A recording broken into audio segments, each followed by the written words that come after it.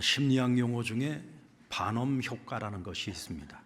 10세기 말에 이 고계단에서 사람들의 성격을 분석해내는 역할을 맡았던 사람의 이름이 반엄이라는 사람인데, 그의 이름을 따서 반엄 효과라고 부릅니다. 이 반엄 효과는 뭐냐면, 말하자면 이런 겁니다. 남의 속을 다 꿰뚫어 볼 수 있는 능력을 가진 사람인 것처럼 보여지는 거예요. 정말로 다 꿰뚫어 보는 것이 아니라 꿰뚫어 보는 사람인 것처럼 보여지는 겁니다. 그러니까 사람들로 하여금 그렇게 착각을 하도록 만드는 현상을 가리켜서 반엄 효과라고 부릅니다. 그러니까 예를 들면 이런 거예요.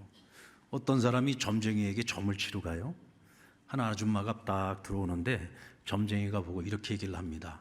아줌마 남편 손으로 일하는 일을 하네?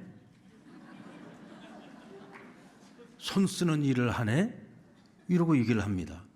그러면 아줌마는 특별한 장소에 지금 특별한 사람에게 찾아왔잖아요. 근데 이 사람이 자기를 보고 마치 다 꿰뚫어 보는 것처럼 얘기를 하는 거예요. 아줌마 남편 손 쓰는 일을 하네? 근데 여러분, 손 안 쓰고 일하는 사람이 있어요? 우리 다 손 쓰고 일하잖아요. 이건 말하자면 보편적인 공통점인 겁니다. 누구나 다 손을 쓰고 일을 하잖아요. 그런데 이 장소가 특별한 장소에서 지금 특별한 사람에게 찾아왔기 때문에 그가 하는 말이 특별하게 들리는 겁니다. 그래서 이 사람이 나의 모든 것을 다 꿰뚫어 보고 있는 것이냐, 믿음이 확 생기는 거죠. 그리고 나면 그때부터 이 사람에게 매이기 시작하는 겁니다.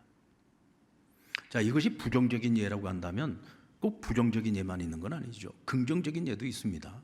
자, 지금 수능을 준비하는 자녀가 있어요. 아이가 매일 그냥 밤늦게까지 학원에서 늦게까지 공부하다가 들어오고 그러니까 얼마나 힘들겠습니까? 그 엄마가 아이를 위로할 때 이렇게 얘기합니다. 얘야, 요즘 너무 힘들지? 공부하느라고 너무 힘들지? 엄마가 너 위해서 기도하고 있어. 이렇게 이야기를 해주면 아이는, 아이고 내가 요즘 공부하느라고 정말 힘들어 죽겠는데 엄마가 내 속을 너무 잘 알고 얘기해 주네? 또 날 위해서 기도해 주네? 고마워요, 안 고마워요? 고맙죠. 마음의 위로가 돼요, 안 돼요? 위로가 되죠.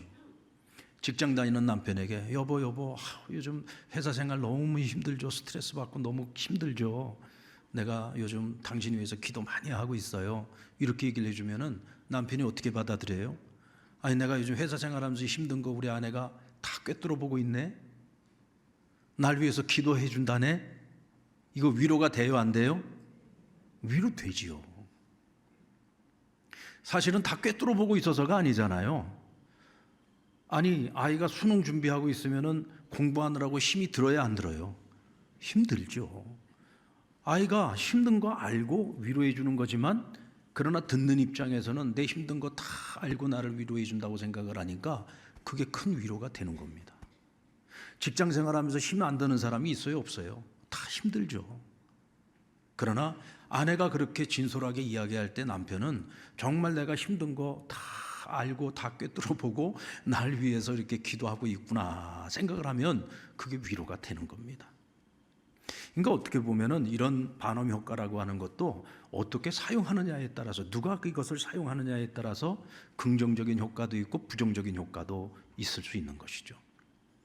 자, 오늘 시편 139편의 1절 말씀을 보면은 여호와여, 주께서 나를 살펴보셨으므로 나를 아시나이다. 이게 다윗의 고백입니다.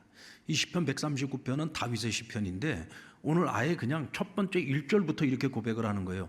주께서 나를 살피시기 때문에 주께서는 나를 다 알고 계십니다 라고 고백을 하는 겁니다.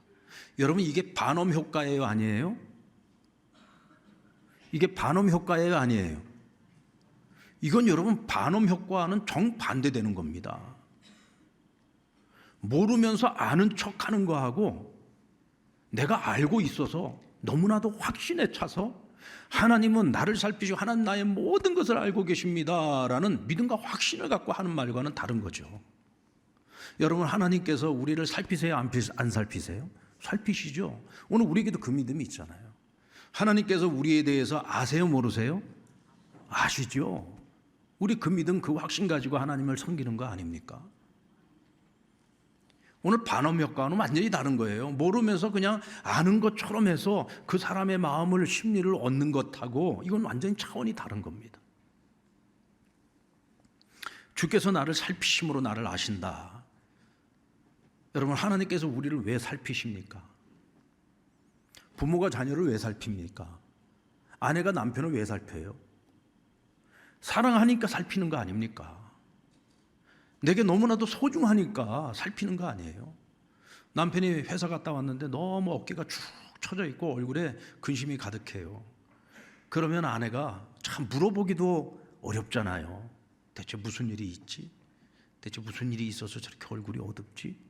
그러면서 계속 아내는 뭐 식사를 준비하는 것처럼 하지만 속으로는 지금 곁눈질로 계속 남편 눈치를 살피잖아요. 대체 무슨 일이 있나? 왜 그래요? 남편이 무슨 일 때문에 괴롭지는 않나? 힘들지는 않나? 무슨 일이 있나? 사랑하니까, 소중하니까 자꾸 살피는 거잖아요. 우리 하나님께서 우리를 살피신다는 것은 그만큼 우리를 사랑하시고 우리를 소중히 여기시기 때문에 살피는 겁니다. 살피다 보면 어떻게 돼요? 우리를 더 많이 알아가시게 되잖아요. 그래서 우리의 모든 것을 아신다고 고백하는 겁니다. 자, 그러면 하나님이 우리를 아신다라고 하는 것은 어떤 의미일까요? 우리는 그냥 내가 저 사람에 대해서 알고 있다라고 하는 것은 그 사람에 대한 지식을 가지고 있는 거죠. 그러나 하나님께서 안다라고 표현을 하실 때는 그냥 아는 하나의 지식으로서의 수준에서 머무는 게 아니에요. 오늘 우리가 말을 하든지 안 하든지 우리가 무슨 말을 하는지 다 알고 계시고, 내가 자고 서고 앉고 일어서는 것도 다 알고 계시고, 우리가 어느 곳에 있든지 하나님 우리가 어느 곳에 있는지를 다 아시고, 아시는 것으로 끝나는 것이 아니라 그곳까지 찾아오셔서 우리와 함께 하시며 그 오른손으로 우리를 도우신다라고 말씀하십니다.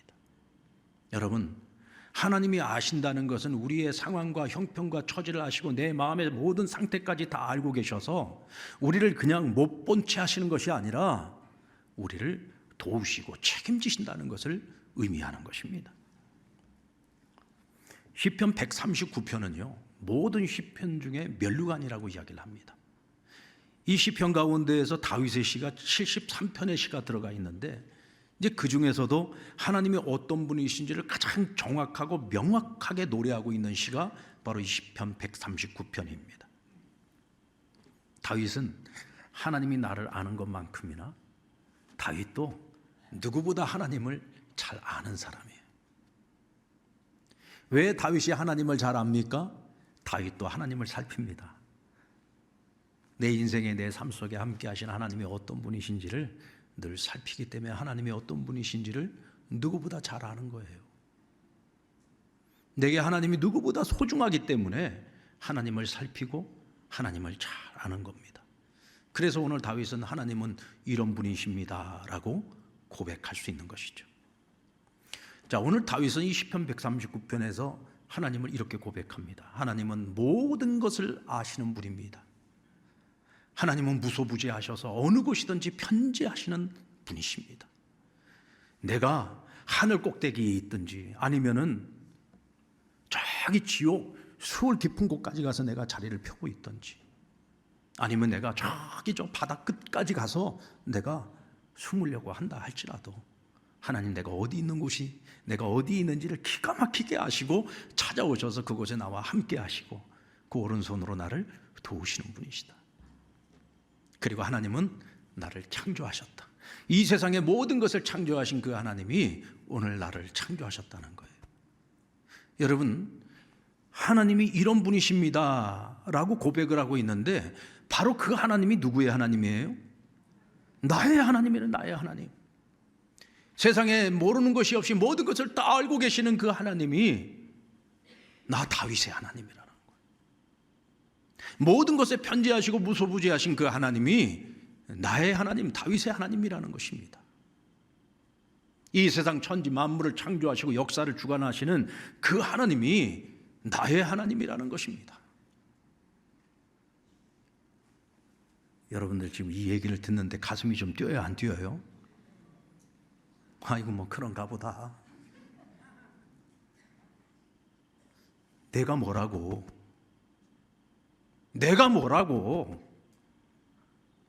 나같이 지극히 작고 연약한 내가 뭐라고? 그 위대하신 하나님이 나의 하나님이라니까요. 다윗은 그걸 생각할 때마다 가슴이 뛰는 거예요. 너무 기쁘고 감격스러워서 하나님을 찬송하지 않을 수가 없고 감사하지 않을 수가 없는 거예요. 그러니까 하나님을 알아가면 알아갈수록 내가 할 수 있는 것은 감사밖에 없어요. 오늘 그것이 지금 다윗의 고백입니다. 아멘입니까? 다윗의 하나님은 우리의 하나님과 다른 하나님이십니까? 다윗의 하나님은 우리 하나님이에요. 그러니까 우리도 다윗처럼 우리가 마땅히 가야 할 그 길을 걸어가면 돼요. 우리는 끊임없는 하나님의 사랑과 관심과 돌보심을 받으며 살아가고 있는 사람들이잖아요. 그러니까 그냥 하나님을 생각하면 감사한 것밖에 없는 거예요. 얼마 전에 우리 성도님 중에 한 분이 제 방에 오셔가지고 이제 같이 단독으로 좀 상담을 좀 하게 됐는데, 이분이 들어와서 앉는 순간서부터 계속 저를 보고 그러는 거예요. 목사님, 이렇게 목사님 방에 와서 목사님하고 이렇게 1대1로 상담을 하니까 너무 감격스럽고 영광이라는 거예요. 그래서 제가 그 얘기를 들으면서 두 가지 마음이었습니다. 하나는 내가 뭐라고? 내가 뭔데? 내가 뭐 그렇게 대단하다고? 너무 미안하고 고맙다는 생각도 들고, 또 한편으로는 어떤 생각이 드냐면 너무 미안한 거예요. 우리 교인들한테 바쁘다는 이유 때문에 이렇게 내 방에 와서 잠깐 같이 얘기 나누는 것도 이렇게 기뻐하고 좋아하는데 내가 성도들에게 더 많은 시간을 더 많이 내지 못하고 더 함께하지 못하는 것들이 너무 미안한 거예요. 뭐 이제 세월이 흐르다 보니까 제가 자꾸 이 지역에서 이 일 저 일 맞는 일들이 많다 보니까 성도들하고 함께하는 시간들이 좀 줄어드는 것 같아서 너무 미안하고, 그래서 제가 2년 안에 다 끝내려고 해요. 하여간 우리 지금 노예 일까지 해서 딱 끝내고 나면은 정말 남은 제 목회 기간은 교인들에게만 집중할 거예요. 우리 성도들하고 신방도 더 많이 하고 교인들하고 상담도 더 많이 하고, 그러려면 제가 2년 잘 버텨야 됩니다. 하여간 이제 건강 위해서 기도 많이 해주세요. 근데 저는 그날 정말 너무 미안했어요. 우리 교인들한테도 미안하고, 그러면서 또 한편으로 드는 생각이, 참 내가 뭐라고? 우리 하나님께서는 그 위대하신 하나님이 매일매일 나를 살피신다잖아요. 나의 모든 것을 알고 계신다잖아요. 어느 곳에 있든지 찾아오셔서 나를 도우신다고 하시지 않습니까? 여러분, 우리는 그런 하나님의 자녀입니다. 아멘. 날마다 감사하고 날마다 기뻐하고 날마다 하나님 앞에서 정말 기쁨의 삶을 살아가 그런 저와 여러분 되기를 주의 이름으로 축원합니다. 그리고 다윗은 항상 하나님은 우리를 도우시는 분이라고 고백합니다. 자, 9절로 10절의 말씀 우리 같이 한번 읽어볼까요? 시작. 내가 새벽 날개를 치며 바다 끝에 가서 거주할지라도 거기서도 주의 손이 나를 인도하시며 주의 오른손이 나를 붙드시나이다. 하나님의 살피심은 우리가 바다 끝에 가서 거주할지라도 그곳까지 와서 우리를 도우시는 분이라는 것. 그런데 이 사실을 그냥 어떤 하나의 지식적으로 고백하는 게 아니라 다윗은 내 삶을 통해서 이 하나님 매일매일 내가 동행하고 살고 있고요, 한순간도 의심해 본 적이 없어요. 확신하는 겁니다. 그래서 그가 23절로 24절에 굉장히 독특한 고백을 하고 있는데 우리 같이 한번 읽어보겠습니다. 시작. 하나님이여 나를 살피사 내 마음을 아시며 나를 시험하사 내 뜻을 아옵소서. 내게 무슨 악한 행위가 있나 보시고 나를 영원한 길로 인도하소서. 하나님이여 나를 살피시고 내 마음을 아시며 나를 시험해 달라는 거예요. 시험해 달라. 여러분, 하나님이 시험하시면 무섭습니다. 하나님이 시험하시면은요, 내게 엄청난 고난이 올 수도 있고 고통이 올 수도 있어요. 그런데 하나님 나를 시험해 달라는 거예요. 왜요? 무엇 때문에? 하나님 나를 영원한 길로, 나를 바르고 온전한 길로 인도하시는 것 제가 믿습니다. 그렇기 때문에 내가 그 영원한 길을 걸어감에 있어서 내게 어떤 죄가 있다고 한다면 하나님 나를 시험하셔서 내가 어떤 고통 가운데 빠지는 한이 있더라도 내가 그 영원한 길을 벗어나지 않고 그 길을 걸어갈 수 있도록 나를 이끌어 달라는 거예요. 여러분, 이런 고백은요, 정말로 하나님을 사랑하지 않으면 할 수 없는 고백입니다. 그렇지 않습니까? 저 같아도요, 이런 고백은 못할 것 같아요. 지은 죄가 많아서 이런 고백 못할 것 같아요. 그러나 다윗은 내가 암만 힘들고 내가 아무리 아프고 내가 아무리 어려울지라도 하나님, 나는 그 길 끝까지 가고 싶어요. 하나님과 함께하는 그 길, 영원한 그 길로 가고 싶어요. 제가 잘못한 거 있으면 혼내주시고 나를 시험하셔서 나를 감찰하여 주셔서 내가 그 길에서 벗어나지 않게 해달라고 하나님께 간절하게 구하고 있는 겁니다. 여러분, 하나님께서는 그런 다윗의 심정을 아십니다. 그가 얼마나 나를 사랑하고 있는지. 결국은 하나님의 사랑과 이 다윗의 이 사랑의 크기에는 분명히 차이가 있죠. 그러나 분명한 것은 서로 사랑하는 것만큼은 분명합니다. 그래서 하나님은 솔로몬 이후에 남북 이스라엘에 38명의 왕이 있었습니다. 그런데 이 왕들이 잘했느냐 못했느냐를 평가하는 기준이 항상 누가 기준이냐? 다윗이 기준이었어요. 그래서 다윗의 길을 따르는 왕과 다윗의 길을 따르지 않는 왕, 이렇게 딱 구분을 지었습니다. 그 기준을 다윗으로 삼았다는 거예요. 왜? 그만큼 하나님 다윗을 사랑하셨기 때문입니다. 그리고 다윗을 가리켜서 그는 온전한 자라고 이야기합니다. 여러분, 우리가 알고 있듯이 다윗이 그렇게 온전한 사람인가요? 가정도 자식들도 제대로 다스리지 못해가지고 나중에는 자식이 쿠데타까지 일으키지 않았습니까? 거기다가 사랑하지 말아야 될 여자를 사랑해가지고 문제도 한번 크게 일으켜서 결국은 마지막 죽기 전까지 계속 그 마음의 짐으로 끌어안고 살았잖아요. 그가 그렇게 온전한 사람은 아닙니다. 그럼에도 불구하고 하나님께서 그 온전한 자라고 얘기하는 것을 저는 이렇게 해석했어요. 사람의 눈으로 볼 때 다윗이 그렇게 온전하지 않을지라도 나 여호와가 그를 볼 때에는 그는 적어도 나에게 있어서만큼은 온전한 자다. 하나님이 그를 온전하게 봐주시는 거예요. 그의 행위가 온전하기 때문이 아니라 적어도 넌 나에게 있어서만큼은 온전한 자야 라고 인정해 주시는 겁니다. 왜요? 그의 마음을 감찰하시는 하나님이기 때문에 다윗의 그 마음을 알아요. 그냥 겉으로만 사랑하는 척하는 것이 아니라 그가 진심으로 하나님을 사랑하고 있다는 것을 하나님 그의 진심을 아시는 거죠.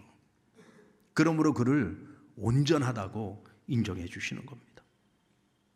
사랑하는 여러분, 뭐 사람들이 내 마음 좀 몰라줘도 괜찮아요. 다 내 마음 같은 사람이 어디 있겠어요? 그러나 하나님이 내 마음을 아세요. 하나님이 알고 계세요. 그러면 되는 거예요. 진실은요, 시간이 지나면 다 알게 돼요. 굳이 내가 많은 이야기를 한다고 다 아는 게 아니에요. 그렇더라고요. 그런데 하나님이 아시면 돼요. 다윗은 항상 그 마음 갖고 살았어요. 하나님이 아시면 돼요. 그런데 하나님이 인정해 주시잖아요. 넌 진심으로 나를 사랑하는 자야. 내가 그거 안다. 그것만으로도 다윗에게 너무나 큰 기쁨이고 위로가 되는 거예요. 오늘 그 하나님을 찬양하고 있는 겁니다. 그런데 반면에 보면은 하나님이 나를 아신다는 것이 내가 기뻐하고 감사해야 될 이유가 아니라 그것 때문에 오히려 더 하나님을 대적하는 사람들이 있어요. 남북 이스라엘의 왕들 38명 가운데 다윗의 길을 걸었던 왕은요, 몇 명이나 있었을까요? 5명밖에 없어요. 그것도 이 5명은 남유다의 왕들입니다. 북이스라엘은 단 한 명도 선한 사람이 없어요. 모두가 다 우상을 숭배하고 아주 폐역의 길을 걸었던 사람들입니다. 그 중에도 그 첫 번째가 누구냐? 북이스라엘의 초대 왕이었던 여로보암입니다. 이 사람은 전적인 하나님의 은혜로 왕이 된 사람이에요. 오늘 갑자기 왕이 된 사람입니다. 근데 하나님께서 그에게 요구하신 것은 하나밖에 없어요. 다윗의 길을 걸으라는 거예요. 네가 다윗의 길을 걸어가면 내가 너를 복줄 것이고 너뿐만이 아니라 너희 후대까지도 내가 책임질 것이고 내 나라를, 내 백성들을 복되게 할 것이라 그랬어요. 그러나 반대되는 길을 걸어가면 패망의 길을 걷는 겁니다. 근데 이 사람 왕이 되면서 제일 먼저 한 일이 뭐냐? 베델이라고 하는 지역에다가 산당을 짓습니다. 그리고는 황금 송아지 2마리를 만들어 가지고요, 하나는 베델에, 하나는 단에다가 산당을 만들어서 각각 그곳에 황금 송아지를 갖다 놓고 백성들에게 뭐라고 얘기하느냐? 이 황금 송아지가 하나님이라는 거예요. 그때까지만 하더라도 이스라엘 백성들은 남유다 백성이 됐든 북이스라엘 백성이 됐든 절기 때가 되면 예루살렘에 있는 성전에 올라가서 하나님을 예배해야 되는 거예요. 그런데 북이스라엘 백성들이 자꾸 절기 때마다 이 예루살렘 성전을 자꾸 찾아가니까 마음이 불안해.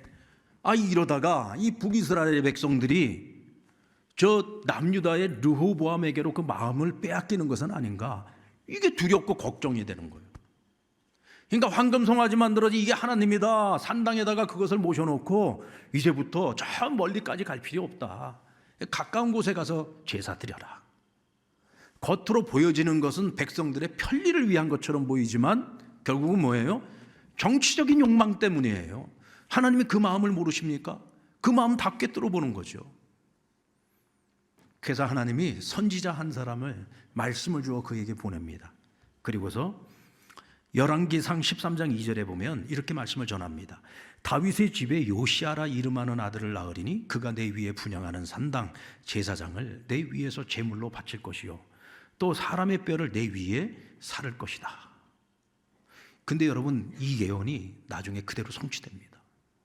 그리고 그 성취될 이 예언에 대한 징조로 하신 말씀이 뭐냐면 제단이 갈라지고 그 위에 있는 재가 쏟아질 것이다. 이 말씀이 끝나자마자 여로보암이 손을 뻗쳐서 그를 잡으라 하고 외치는데 이 손이 갑자기 말라버립니다. 이걸 다시 걷어들이려고 하는데 손이 말라가지고요, 걷어지지도 않는 거예요. 얼마나 무섭고 두려웠겠습니까? 그 순간에 소리 지릅니다. 그 선지자에게 하나님께 기도해서 내게 은혜를 베풀어 달라고 하나님께 기도해 달라고. 그러자 선지자가 하나님께 기도합니다. 하나님께서 그 말랐던 손을 다시 펴주셨어요. 여러분, 그 순간에, 이 짧은 시간이지만 여러분은 무엇을 경험했습니까? 하나님 살아계신 분이시구나. 하나님 이 순간에 역사하시고 하나님 내 모든 것을 아시고 내 중심까지 다 감찰하시고 계시는 하나님이시구나. 하나님 앞에 함부로 해서는 안 되겠구나. 하나님을 두려워해야 되겠구나. 하나님 나에게 말씀하셨던 대로 다윗의 길을 따라야 되겠구나. 마음과 생각과 뜻을 돌이켜야 될 것 아닙니까? 근데 성경에 보면 아니요, 이 사람이요 오히려 그날부터 더 악행을 저지릅니다. 자, 13장 33절로 34절입니다. 열왕기상 13장 33절 34절 우리 같이 한번 읽겠습니다. 시작. 여로보암이 이 일 후에도 그의 악한 길에서 떠나 돌이키지 아니하고 다시 일반 백성을 산당의 제사장으로 삼되 누구든지 자원하면 그 사람을 산당의 제사장으로 삼았으므로 이 일이 여로보암의 집에 죄가 되어 그 집이 땅 위에서 끊어져 멸망하게 되니라. 자, 여로보암이 이 일이 있고 난 후에 그의 악한 길에서 떠나지 아니하였다 그랬어요. 돌이키지 아니하였다 그랬어요. 심지어는 일반 백성들 가운데 내가 제사장이 되고 싶습니다 하는 사람들이 있으면은 그들을 제사장으로 삼았다는 거예요. 여러분, 이스라엘의 제사장은 오직 누구만이 할 수 있어요? 레위 지파만이 할 수 있는 거예요. 하나님의 법도를 다 무시한 겁니다. 지 멋대로 한 거예요. 그리고는 우상 만들어 놓고 황금 송아지를 하나님이라고 하고 온 백성으로 하여금 우상을 섬기게 만든 거죠. 결국은 어떻게 됐습니까? 패망한 겁니다. 쫄딱 망했습니다. 하나님 말씀하신 대로 그대로 이루어진 거죠. 그런데 하나님의 이 한없는 은혜를 잊고서도 사회적 지위를 얻고 명예와 권력을 얻은 후에 얼굴 바꾸는 사람들이 많아요. 내가 힘들고 어려울 때는 그렇게 하나님 찾으면서 하나님 이번 이 위기만 넘기게 해주세요. 이 어려움만 넘기기만 해주세요. 그때는 그렇게 하나님을 찾아. 그래서 하나님 도와주셔서 형편이 좀 나아져요. 좀 살만해졌어요. 거기다 하나님 복까지 주시네. 그러니까 사람이 어느 날 달라지더라고요. 그때부터 교만해지기 시작하더니 하나님 두려운 줄을 몰라요. 내 생각, 내 뜻대로, 내 멋대로 살아가려고 해요. 내 고집을 꺾지 않아요. 점점 하나님과 멀어집니다. 저는요, 그럴 바에는 아예 그냥 계속 고난 속에서 사는 게 나아. 그 사람은. 왜? 하나님과 멀어지니까. 하나님과 멀어지니까. 그 끝이 너무나 뻔하거든요. 근데 의외로 이런 경우가 참 많습니다. 오늘 다윗의 특별한 점은 바로 그거예요. 그는 사울에게 쫓겨다닐 때도 그랬고, 왕이 되고 난 후에도 그랬고, 왕 중에 왕이 되고 난 다음에도 이 사람의 마음은 변함이 없어요. 하나님 앞에서는 항상 어린아이와 같은 마음을 가지고 있어요. 하나님을 사랑하는 그 마음에 변함이 없었어요. 그러니까 하나님이 그를 특별히 생각을 하신 겁니다. 사랑하는 성도 여러분, 오늘 우리도 이왕에 하나님과 서로 사랑할 때 하나님께 특별한 존재가 되기를 바랍니다. 야, 내가 다른 사람 몰라도 내가 네 진심만큼 내가 안다. 네가 나 얼마나 사랑하는지 내가 알고 있어. 여러분, 하나님께 그거 하나만 인정받아도 우리의 존재 가치가 더 존귀해지지 않겠습니까? 그리고 하나님은 주의 자녀를 향한 생각이 항상 보배롭다. 그 수가 많으시다라고 고백을 합니다. 17절 말씀에 보면 하나님이여 주의 생각이 내게 어찌 그리 보배로우신지요. 그 수가 어찌 그리 많으신지요. 다윗은 내가 어떤 형편에 있든지 나를 향하신 하나님의 마음은 항상 보배롭다고 생각을 했어요. 내가 지금 시련 가운데 있고 고난 가운데 있고 환난 가운데 있을지라도 나를 향한 하나님의 마음은 언제나 보배로우시다. 결국은 지금 현재 나의 이 처한 상황도 그 보배로우신 하나님의 마음과 하나님의 그 계획 가운데 그 과정 속의 일부일 뿐이라는 걸 아는 거예요. 그래서 절망하거나 낙심하지 않습니다. 어떠한 상황에서도 하나님을 찬송하고 하나님께 감사하는 거예요. 왜? 나를 향하신 하나님의 마음이 보배롭다는 걸 알기 때문에. 그래서 여기서 한 걸음 더 나아가는 게 뭐냐? 하나님은 수가 많으시다. 수가 많다는 얘기는 무슨 얘기입니까? 길도 많고 방법도 많다는 거예요. 우리 생각에는 이게 최선인 것 같아. 이거 하나밖에 없는 것 같아. 그러나 하나님께는 나에게 써먹을 길이 너무 많아요. 나를 위해서 사용하실 방법이 너무 많은 거야. 다윗이 뭐라고 얘기합니까? 그 수를 헤아려 보려고 하는데 모래알보다도 많다는 거예요. 그런데 그 많은 길과 그 많은 방법 가운데에서도 하나님은 나에게 가장 적합한 길이 무엇인지를 알고 나에게 가장 적합한 방법이 무엇인지를 알고 계세요. 그래서 내게 시련을 주시는 것도 이유가 있다니까요. 지금 내가 어려운 이 터널을 지나고 있는 것도 이유가 있어요. 여러분, 부모 말 잘 듣고 하라는 대로 순종 열심히 하고 공부하라는 대로 열심히 공부하고 이런 놈도 조금 덜 고생해요. 그렇잖아요, 그죠? 좀 덜 고생해요. 근데 하라는 거 안 하고 청개구리처럼 말 안 듣는 놈들은 어쨌든 간에 그 성장하는 과정 동안 좀 힘들어요. 그렇죠? 그 말 안 듣는데도 형통하고 순탄하고 하는 일마다 잘 되면요, 이게 문제입니다. 그래가지고 살아면 안 돼요.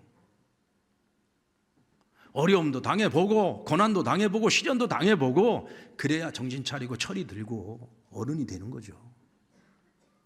하나님이 왜 나에게 어려움과 시련을 주실까요? 왜 나에게 자꾸 기도 제목을 주실까요? 그게 내게 가장 적합한 방법이라서 그런 거예요. 우리 한번 따라볼까요? 인정합시다. 자꾸 하나님 탓하지 말고요, 인정하세요. 인정하실 건 인정하셔야 돼. 오늘 다윗은 그걸 고백하는 거예요. 그걸 인정하고 있는 겁니다. 우리 하나님 나를 향한 마음이 언제나 보배로우시고 하나님은 수가 많으신 분인데 언제나 나에게 가장 적합한 수를 쓰신다는 거예요. 여러분 공감하십니까? 동의하십니까? 자, 그렇다면 오늘 마지막으로 다윗은 시편 23편 4절에서 이렇게 고백합니다. 저는 이 고백이요, 오늘 이 다윗이 하나님을 아는 것에 대한 이 고백들을 우리가 하나님 맞아요, 저도 동의합니다, 하나님 저도 아멘입니다 라고 우리가 정말 아멘으로 받아들이고 함께 동의하고 같이 공감을 한다면 저는 이 고백이 다윗의 고백으로 끝나는 것이 아니라 우리의 고백이 되기를 바랍니다. 일평생 변함없는 나의 고백이 되기를 바랍니다. 우리 같이 한번 고백을 해볼까요? 시편 23편 4절입니다. 빨리 띄워주세요. 23편 4절 말씀 시작. 내가 사망의 음침한 골짜기를 다닐지라도 내가 해를 두려워하지 않을 것은 주께서 나와 함께 하심이라. 주의 지팡이와 막대기가 나를 안위하시나이다. 아멘. 아멘. 우리 다시 한번 고백할까요? 시작. 내가 사망의 음침한 골짜기를 다닐지라도 내가 해를 두려워하지 않을 것은 주께서 나와 함께 하심이라. 주의 지팡이와 막대기가 나를 안위하시나이다. 아멘.